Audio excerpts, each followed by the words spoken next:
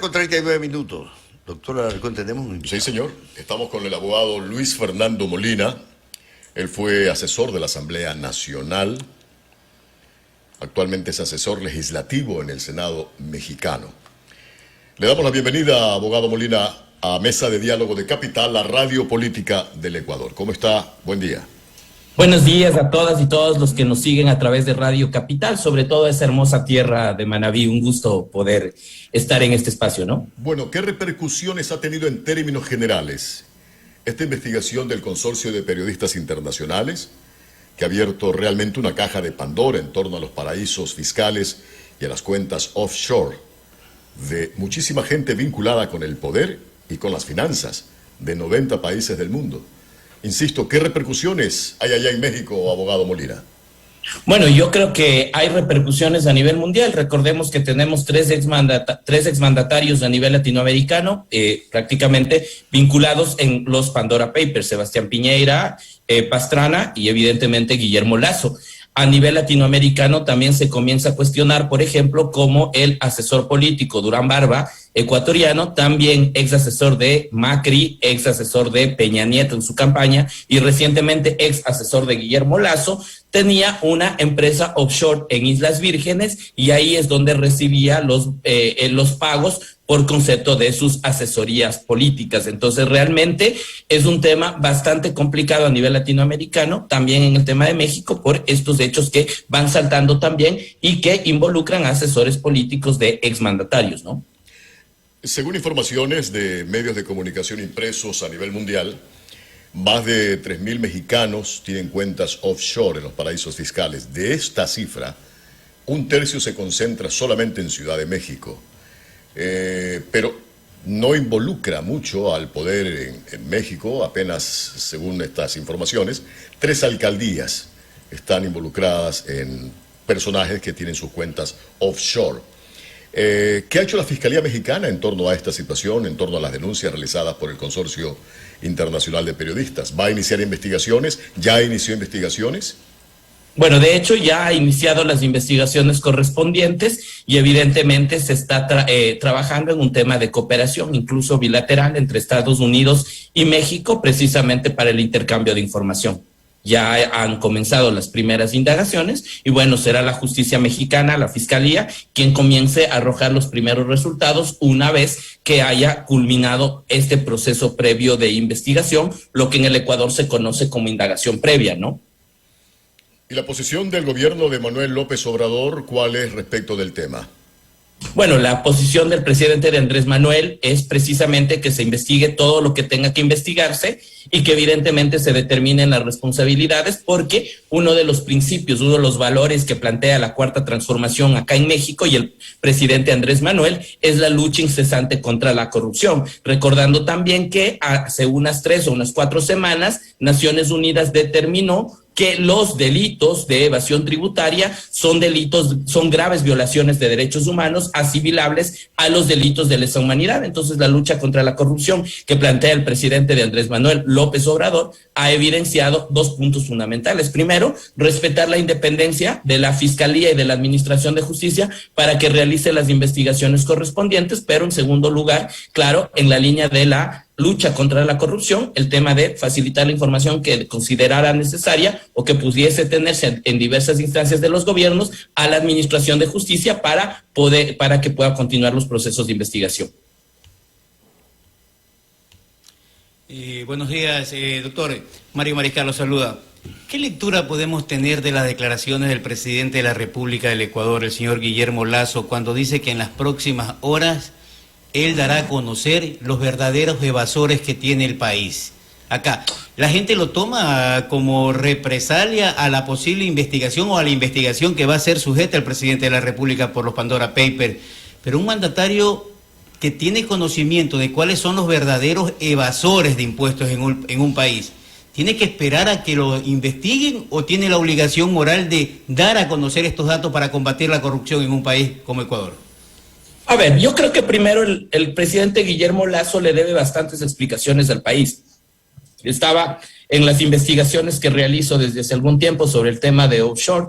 Quiero decirle, en primer lugar, que la primera offshore de Guillermo Lasso data del año 1991, la empresa Andean Investment. Luego tenemos una segunda estructura en el año 2007, que es el Banco de Banisi, una tercera que es Banisi Holding, una cuarta que son las Noras, o lo que se denunció por página 12 como las Mamushkas, y luego tenemos las últimas de Pandora Papers que estarían en Dakota del Sur, y de las cuales el presidente Lasso pues, ha determinado que se ha deshecho de la mayoría, habrá que ver de cuáles no, pero lo cierto es que tenemos un delito de evasión tributaria de al menos 30 años, entonces el deshacerse de una offshore no es un limitante o no es una razón suficiente para determinar que se ha acabado la responsabilidad. El presidente Lasso le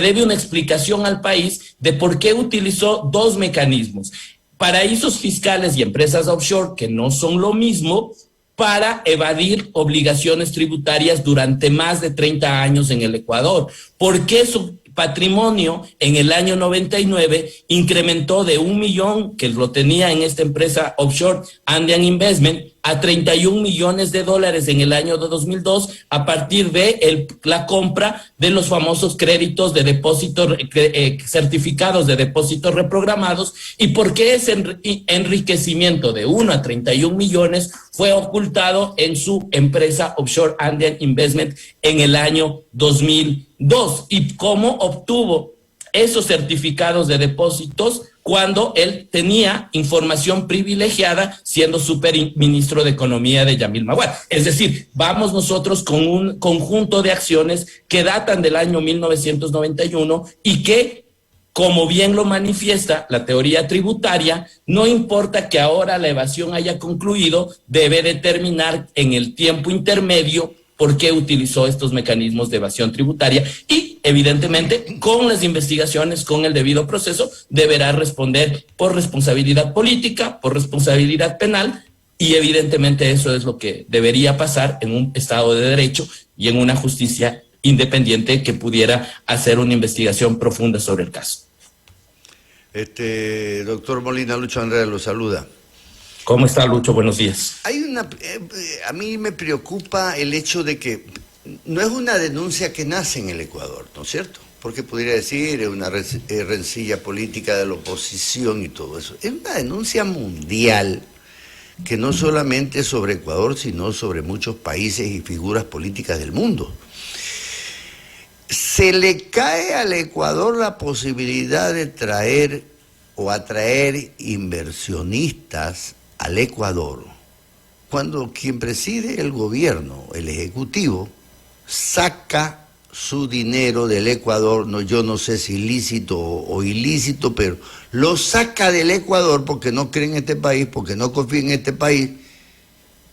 Y en el momento de plantearle a los inversionistas que vengan al Ecuador, obviamente la pregunta es: ¿y usted por qué no invierte en su país y lo saca a una cuenta offshore o a un fideicomiso en el exterior, etcétera, etcétera?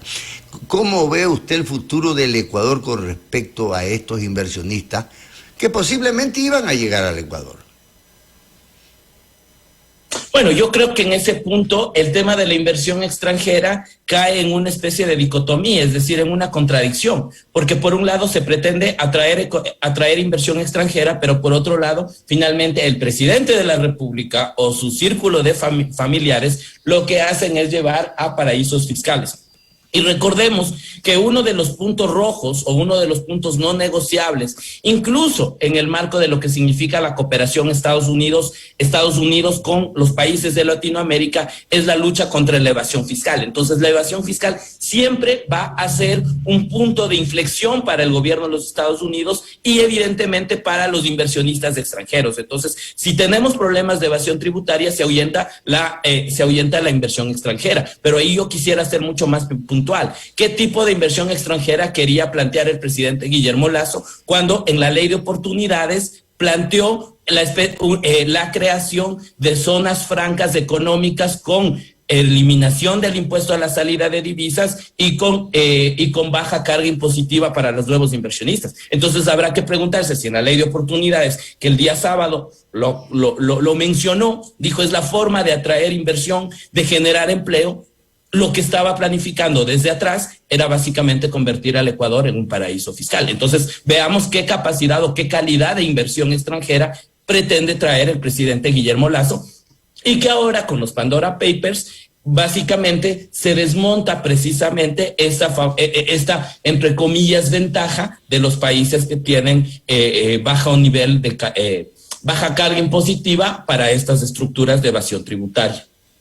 Pero eso es lo que nos preocupa, es quiénes puedan ser beneficiados con esta ley de oportunidades, porque, a ver, nosotros hemos planteado aquí en esta mesa de diálogo, abogado, por ejemplo, dentro de la suspicacia que puede tener el ciudadano común y corriente en cada uno de los países, a nosotros, ¿quién nos garantiza que al tener cuentas offshore sea una persona dentro de los dueños de esa empresa de manera indirecta? Y a nosotros, ¿quién nos garantiza que, por ejemplo, los mismos recursos de los ecuatorianos ingresen a invertir al país disfrazado de cuentas o de empresas internacionales y sea un negociado tremendo? O sea, enriqueciéndose más a título personal las personas dueñas de estas cuentas offshore. Pero mire, yo le doy un dato. El 60% del dinero de los depositantes del Banco de Guayaquil se encuentra en paraísos fiscales en este momento. Mira eso, a eso vamos. El 60% de los depósitos del Banco de Guayaquil se encuentra en paraísos fiscales. Y se encuentra en paraísos fiscales no desde ahora, sino desde siempre, desde el año 91. Y yo ahí sí no sé si es que quepa en este momento. Solo le voy a dar unos datos de lo que significa la investigación de los Pandora Papers, que está... y no solo de los Pandora Papers, sino del patrimonio offshore de Guillermo Lasso desde el año 2015. Corporación MultiVG. Corporación MultiVG es la empresa que contiene al Banco de Guayaquil, que es accionista del 70% del capital de Banco de Guayaquil, y que espero que ojalá siga la transparencia y después de esta entrevista no se caiga el sistema de la Superintendencia de Bancos, porque es información pública que se encuentra y que lo podemos ver. Corporación MultiVG está constituido por dos clases de socios: fideicomisos y empresas. Vamos al tema de los fideicomisos. Yo aquí lo tenía. Permítanme un momentito, por favor. Exactamente. Perfecto. Entonces, estos fideicomisos son nada más y nada menos, y voy a permitirme dar lectura. Fideicomiso 1 ACO, propiedad de Angelo Caputi, ejecutivo y representante legal del Banco de Guayaquil, y de su esposa Miriam Icaza. Manejado a través de la empresa offshore Strategic Investment de Estados Unidos, LLC.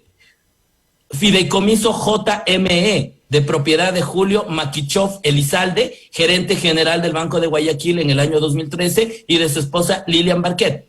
Fideicomiso CLM MMS, manejado por la offshore Montpellier LLC, de propiedad de Carlos Lasso Mendoza y Mercedes Muñoz Salgado, ambos esposos. DCD2, con su offshore Cambridge Trade LLC, de propiedad de Danilo Carrera, actual presidente del directorio de Banco de Guayaquil. DCD1, Berlin Trade, de propiedad de Danilo Carrera, igualmente, y de su esposa. Y una situación adicional: el presidente Guillermo Lasso ha dicho que ahora todo se encuentra en su fideicomiso GLM, pues su fideicomiso GLM es administrado por la empresa offshore Positano LLC, de propiedad de Guillermo Lasso Mendoza. Curioso esto último, disuelta recién en el año 2019 en Delaware. Es decir, prácticamente tenemos aquí unas empresas, unos fideicomisos que se encuentran dentro del paquete accionario de compañía MultiVG. Continúo, fideicomiso MELM, manejado por Granada International LLC, propiedad de María Eugenia Lasso Mendoza, con un capital de $32 millones. Y finalmente el fideicomiso mercantil irrevocable Cascol, que prácticamente lo tiene como representante a Fide Negocios S.A. Ese es el paquete accionario de Banco de Guayaquil. Luego, la siguiente empresa, Inmuebles BG, compañía limitada, de propiedad de Isidro Romero Carbo, accionista del Banco de Guayaquil, y de su hermano Roberto Carbo Jesús Luis Alfonso, también del Banco de Guayaquil.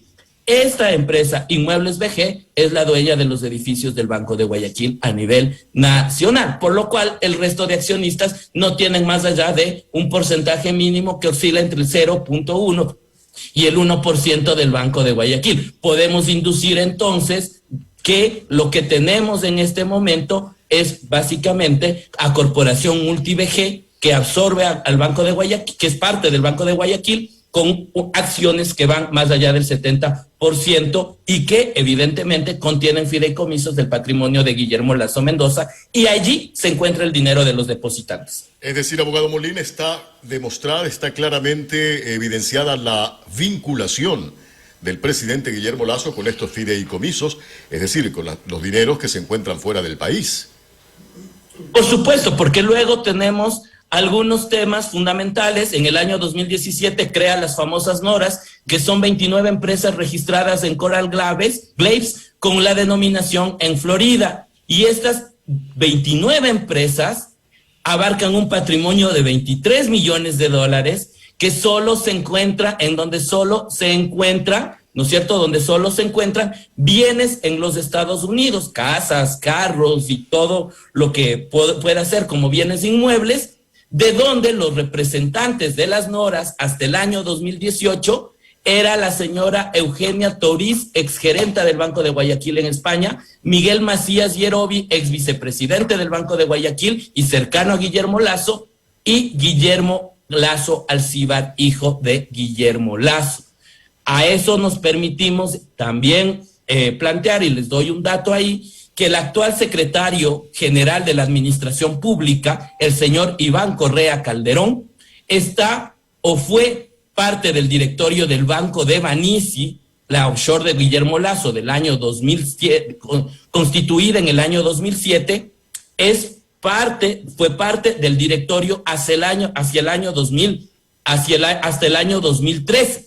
Es decir, el señor Iván Correa Calderón es parte del círculo cercano de las empresas offshore de Guillermo Lasso, el actual secretario general de la Administración Pública, y posteriormente denunciado en el último periodo presidencial, periodo electoral para elecciones presidenciales, por presunto delito de peculado bancario. ¿Por qué? Porque básicamente en el caso Libercostas, del financiamiento del año 2017, hay un entramado offshore también, a través de los cuales se le pagó presuntamente a Sedatos el manejo de la campaña o de las encuestas del candidato Guillermo Lasso Mendoza. Y ahora, recientemente, también salta a la luz que el asesor político de Macri, el asesor político de Enrique Peña Nieto también del actual presidente de la República, Guillermo Lasso, es decir, Jaime Durán Barba, está involucrado en los Pandora Papers y tiene una offshore en Islas Vírgenes, donde todos sus asesorados pagaban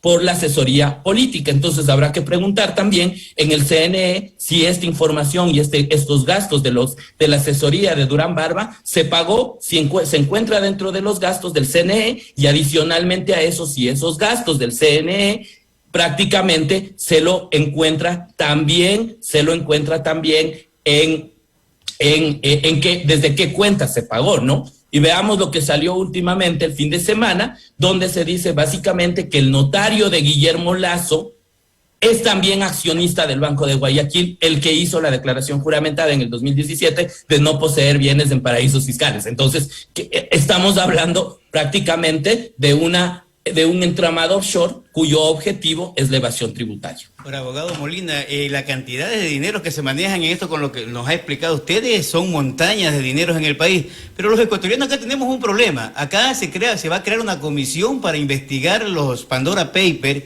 y como está involucrado el señor Guillermo Lasso. El problema en el Ecuador que tenemos es que no hay confianza en esta comisión acá en el país. No hay confianza para que se abra una verdadera investigación. ¿Y cuál sería el tratamiento que se le debería dar al tema? Si simplemente se lo investiga desde el 2017, cuando el señor Guillermo Lasso dice que ya no tiene más cuenta offshore, que como candidato él podía participar, o se lo investiga del 2017 hacia atrás, con evasiones de impuestos, que han de ser tremendas evasiones de impuestos. Ese es el problema que hay acá en el país, la desconfianza en la posible comisión para investigar los Pandora Papers. Es que mire, ¿qué es lo que va a suceder o qué es lo que debería suceder en una justicia independiente? Le pongo un ejemplo claro. Una de las personas, una de las celebridades que se encuentra también en el caso Pandora Papers es Shakira, la cantante barranquillera. ¿Qué hizo Shakira?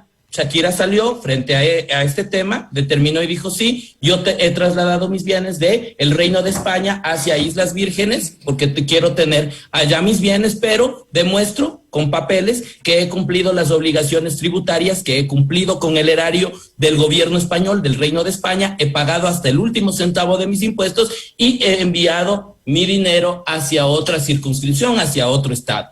Y se acabó lo de Shakira, porque evidentemente la acusación era una presunción de evasión tributaria y dijo, no quise evadir, pagué hasta el último centavo y trasladé mis capitales y caso cerrado. Acá el señor Guillermo Lasso, llevamos como una semana de cadenas nacionales, discursos en Guayaquil, donde dice que su dinero es bien habido, pero finalmente no logra explicarnos dónde está la comprobación de los pagos realizados al erario ecuatoriano. Es decir, eso es lo que debería existir. Ahora, si es que no hay eso, la evasión tributaria debe juzgarse como un delito continuado desde 1991 hasta la actualidad. Es decir, cada día que no se investiga, se le está defraudando al fisco. Cada día que el señor Guillermo Lasso no transparenta, el día de hoy ya tenemos nuevamente y amanecerá el día de mañana, y cada día que pase, este delito continúa porque la evasión fiscal no ha terminado y porque no sabemos hasta dónde su patrimonio se encuentra en otras estructuras de paraísos fiscales. Entonces, yo creo que aquí lo que corresponde es una investigación sobre una presunta evasión fiscal que debe ser aclarada por el señor Guillermo Lasso en su responsabilidad política frente a la Asamblea, en su responsabilidad penal frente a la Fiscalía General del Estado y sobre todo cumpliendo un deber fundamental a los ecuatorianos, que es el ejercicio a la verdad como un derecho humano, el derecho a saber dónde está el dinero producto de la evasión tributaria. Y a los clientes del Banco de Guayaquil, yo creo que también deberían los clientes del Banco de Guayaquil preguntarse por qué mi dinero está en paraísos fiscales, ¿no? Doctor Molina, con toda esa información que usted nos ha dado, incluso la ha leído, muchísimo de ello extraído de la Superintendencia de Banco, por eso le digo información, no especulación. Diría Condorito, exige una explicación como ecuatoriano, pero me preocupa profundamente en manos de quién está el gobierno ecuatoriano, en manos de quién estamos. ¿Qué va a pasar con el Ecuador? Porque esto se está conociendo en todo el mundo y nosotros estamos expuestos a que tenemos nuestro presidente involucrado en todo este entramado delincuencial. Esto es terrible para el país. ¿Qué puede pasar a futuro? Es que debería existir una coherencia de una investigación seria respecto de esta situación, porque no puedo de otra manera entender las declaraciones del día sábado del presidente Guillermo Lasso, o del día viernes me parece, donde dice muy pronto van a saber quienes viviendo como ricos han tributado como pobres, y finalmente eso nos arroja hacia el tema de evasión tributaria. Yo creo que aquí necesitamos saber la lista completa de todos los grupos económicos, de todas las personas naturales y comenzando por el presidente de la República y transparentar sus declaraciones patrimoniales y el cumplimiento de sus obligaciones tributarias. Y vamos a ver que algunos deberán tener inconsistencias y creo que eso es algo que merece el país. Según CEPAL, al país por evasión tributaria le cuesta cerca de 8,000 millones de dólares. Los grupos económicos que no pagan impuestos sumarían 4,000 millones de dólares. Significa que estamos hablando de que el Estado deja de percibir por evasión tributaria y por una política de favorecimiento a grupos económicos cerca de 12,000 millones de dólares. Recordemos que en el terremoto de Manabí, para la reactivación de Manabí necesitábamos 3,600 millones de dólares. Imagínense lo que se da por cuestiones de evasión tributaria y como lo dice Naciones Unidas, eso limita el ejercicio pleno de los derechos de los ecuatorianos. Menos seguridad, menos salud, menos educación. Entonces creo que por lógica el presidente Lasso debería plantear aquello. Y lo otro, me parece que desde el lado de la Asamblea debería existir un trabajo adecuado, un trabajo sucinto y muy meticuloso respecto de la información, transparencia por parte de instituciones, organismos de control como la Contraloría, como la Superintendencia de Bancos, pero sobre todo no ceder a una suerte, lo quisiera decir, de chantaje o de espada de Damocles respecto de algunas responsabilidades que pudieran traducirse en glosas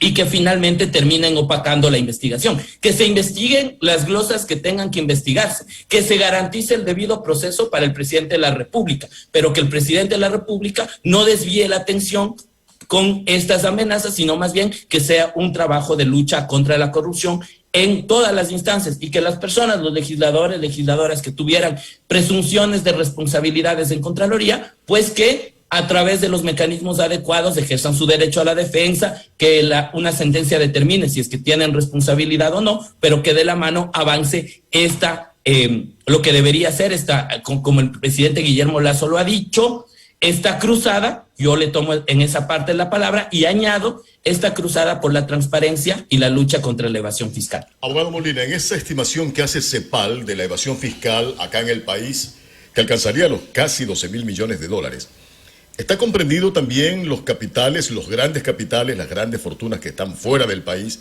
en paraísos y cuentas fiscales, paraísos offshore?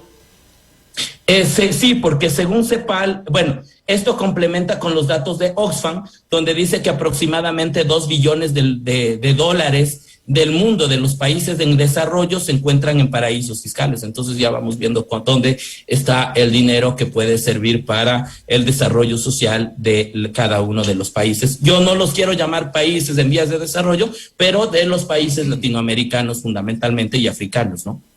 Abogado Molina, apreciamos mucho su comparecencia esta mañana con nosotros aquí en Mesa de Diálogo y le agradecemos por los aportes informativos que ha hecho respecto de este tema que preocupa no solamente al país, sino a muchísimos países del mundo, los Pandora Papers. Será hasta una próxima oportunidad. Que tenga un buen día.